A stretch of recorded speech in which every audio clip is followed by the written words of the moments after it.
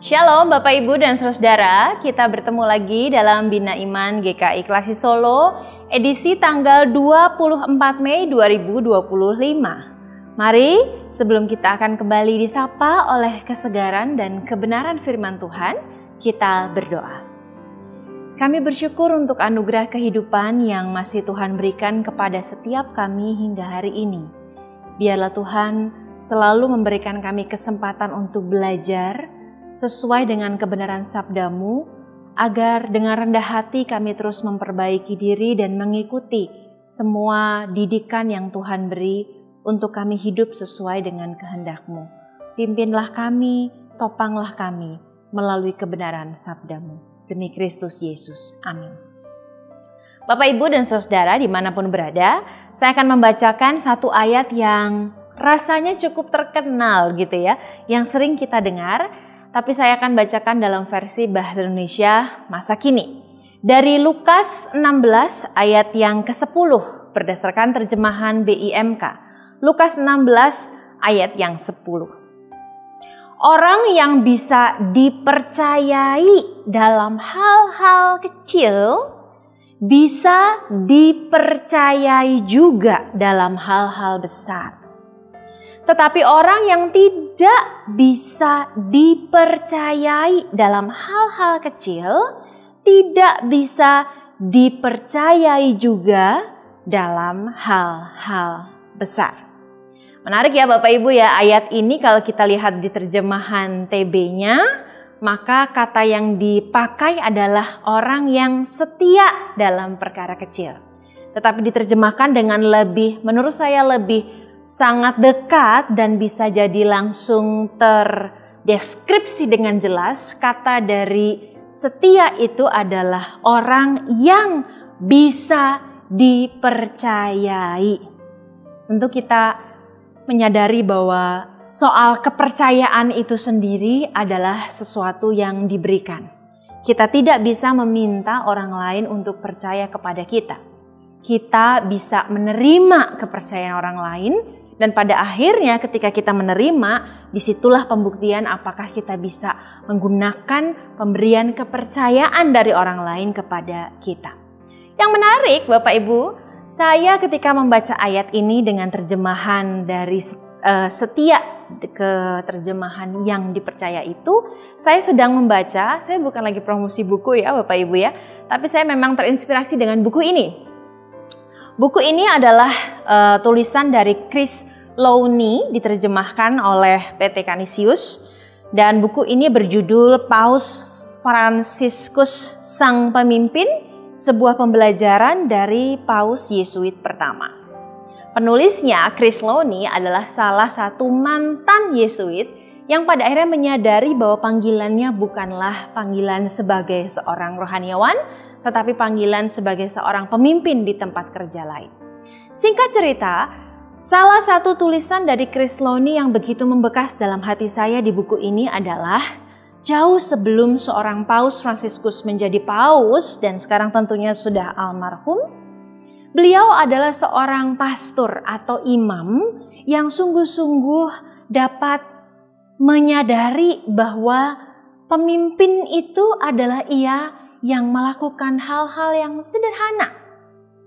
Salah satu kebiasaan almarhum Paus Fransiskus jauh sebelum ia menjadi paus, pada saat ia menjadi seorang imam biasa, adalah selalu mengingat ulang tahun dari para saudaranya sesama Yesuit yang lain.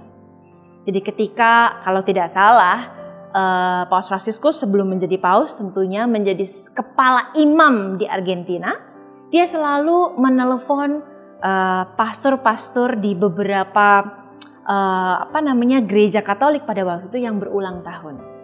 Jadi ketika dia menjadi pemimpin dari imam-imam di Argentina, dia setiap tanggal-tanggal tertentu ketika ada saudaranya imam lain, gembala dari gereja Katolik lain itu berulang tahun, maka ia akan mengucapkan selamat ulang tahun. Nah, hal yang sama yang ia lakukan di hari pertama ketika ia pada waktu itu dilantik sebagai Paus Fransiskus. Hari pertama berarti setelah ia diumumkan terpilih menjadi seorang paus.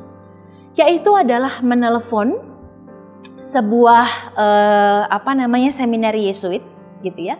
Dia mencari seorang kepala Yesuit di daerah itu untuk mengucapkan selamat ulang tahun. Jadi ketika seorang paus menelepon di sebuah seminari, yang ngangkat gitu operator, "Halo, selamat pagi. Dengan siapa saya berbicara?" Begitu ya operator biasanya. "Oh, saya Paus Fransiskus."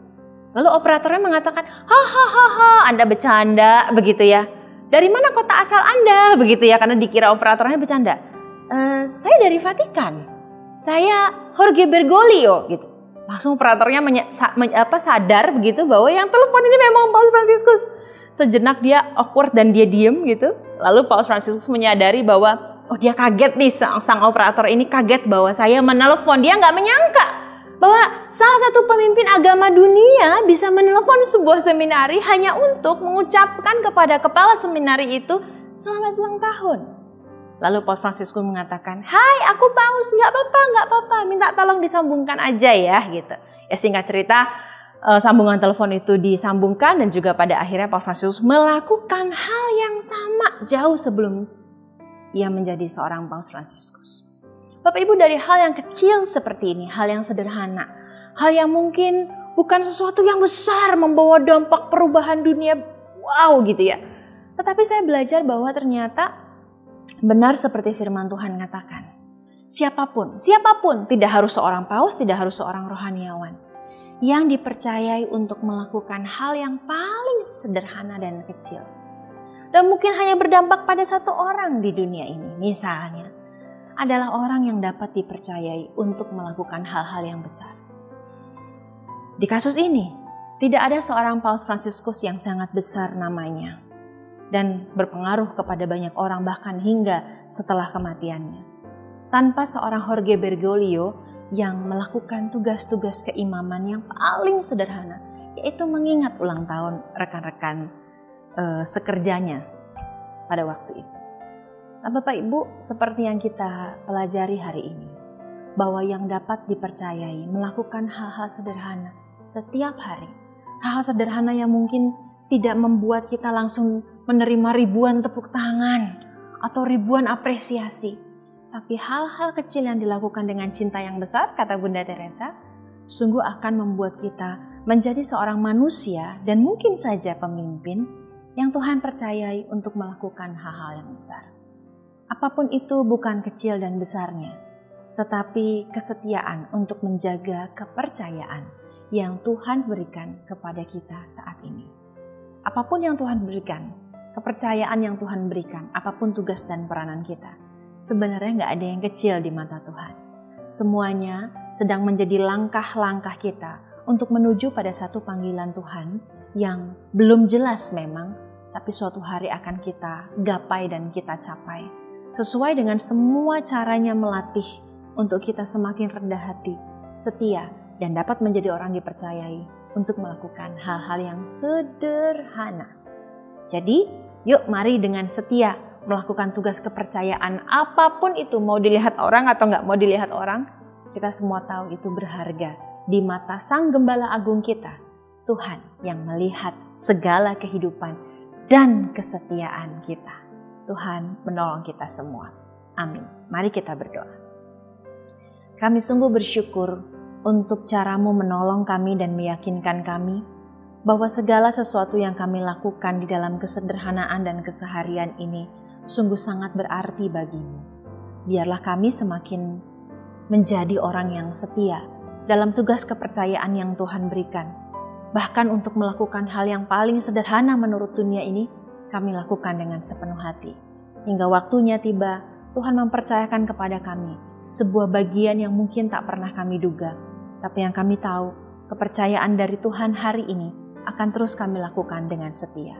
Demi Kristus Yesus, kami memohon. Amin. Tuhan Yesus memberkati.